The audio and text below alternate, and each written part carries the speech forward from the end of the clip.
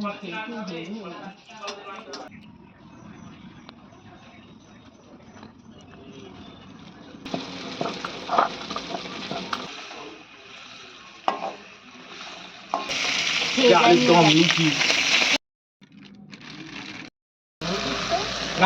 ওখানে মাছ ধুয়ে রাখা হয়েছে।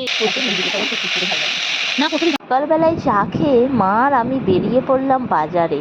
আর আজকে বাজার থেকে কি মাছ এনেছি বলো তো। Hello everyone, good morning, welcome to সঞ্চিতার ডেইলি লাইফস্টাইল ব্লগ। আর আমি সঞ্চিতা চলে এসেছি একটা নতুন ব্লগ নিয়ে। আর সকাল সকাল দেখতেই পাচ্ছ মা আর আমি দুজনে মিলে চলে গিয়েছিলাম বাজারে। আর বাজার থেকে নিয়ে চলে এসেছি রুই মাছ, সাথে নিয়ে এসেছি পাবদা মাছ আর চিংড়ি মাছ। তো আজকে 3 রকমের মাছ নিয়ে এসেছি। তো চলো এখন মাছ যেহেতু নিয়ে এসেছি, তো যেহেতু রুই মাছটা কাটা আছে তো ওটার কোনো ঝামেলা নেই, চিংড়ি মাছগুলো খোসা ছাড়িয়ে নেই, মানে ছাড়ানো নেই, তো ছাড়াতে হবে। মার আমি ওগুলোকে ছাড়াচ্ছি। আর পাবদা মাছটা ওটার যে সুরগুলো আছে ওগুলোকে কেটে নেব। তো চলো ঝটপট করে কেটে নিই। আর দেখো একদম চিংড়ি মাছের খোসাগুলো ছাড়াচ্ছি একটা একটা করে। আর এই যে চিংড়ি মাছের পিছনে কাটা কাটা মতো থাকে ওগুলো বড্ড হাতে বিঁধে যাচ্ছে। আর পাবদা মাছগুলো খুব একটা বড় সাইজ ছিল না, মোটামুটি 1 হাত করে ছিল।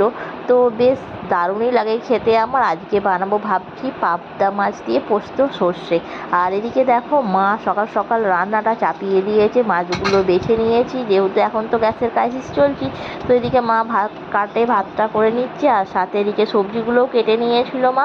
আর ওদিকে কলমি শাকটা সিদ্ধ হবে আজকে কলমি শাক ভাজা পেঁয়াজ দিয়ে। আর এদিকে মুগ ডাল, আর ওদিকে মাছ ভাজা, মাছের ঝাল। তো এই হলো আজকের রেসিপি, একদম গরমের সিম্পল রান্না। তো দেখো ওদিকে মা যেহেতু কলমি শাকটা সিদ্ধ করে নিয়েছিল, আর আমি এদিকে কলমি শাকটা ভেজে নিচ্ছি। আর পেঁয়াজ দিয়ে কলমি শাক ভাজা খেতে দারুণ লাগে। আর এই সময় তো কলমি শাক প্রচুর পরিমাণে পাওয়া যাচ্ছে। তো এগুলো মানে মাঠের কলমি শাক নয়, এগুলো হলো চাষের কেনা কলমি শাক। তো এই শাকটাও খেতে মন্দ নয়, বেশ দারুণই লাগে। আর একদম টাটকা টাটকা মাঠের ঢ্যাঁড়স। তো মাছের ঢ্যাঁড়স নিয়ে আসা হয়েছিল, বাড়ির কাছে বিক্রি করতে আসে, তো ওগুলোই নিয়ে আসা হয়েছিল।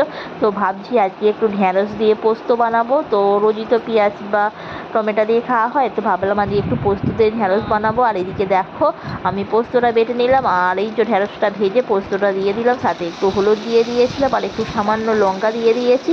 তো এটাকে ভেজে একটু জল দিয়ে নামিয়ে নেব। সবাই সার্ভিস দিয়ে দিচ্ছে।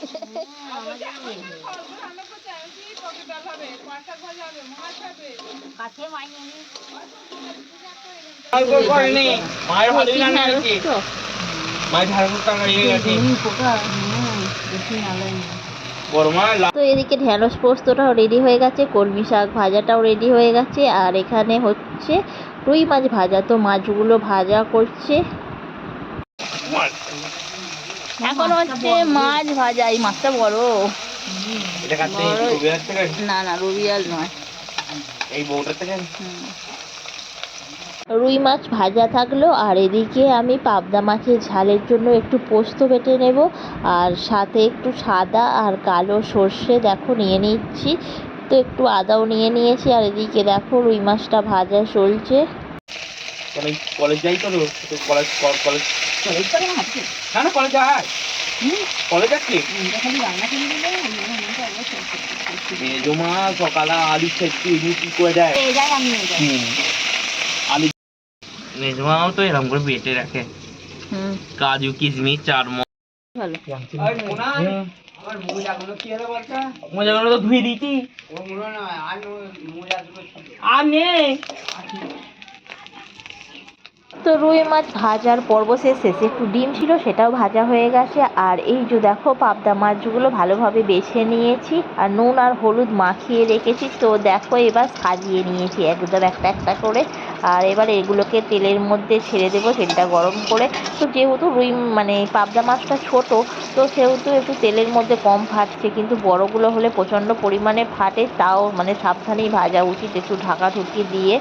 তো দেখলাম ছোট বলে মানে ফুটছে কম।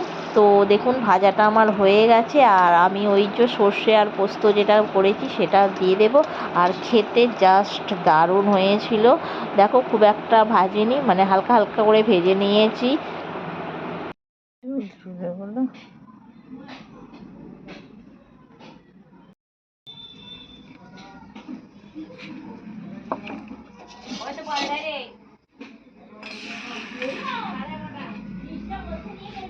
তো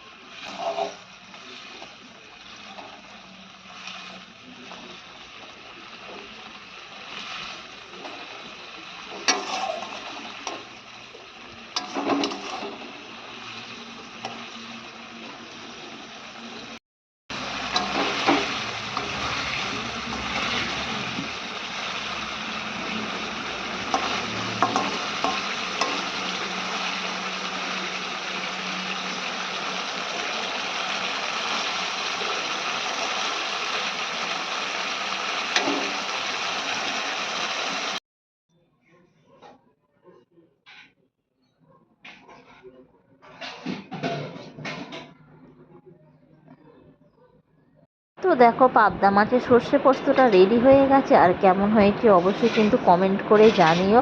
আমার তো দেখতে বেশ দারুণ হয়েছে আর খেতেও দারুণ লেগেছে। তো চলো টাটা, বাই বাই।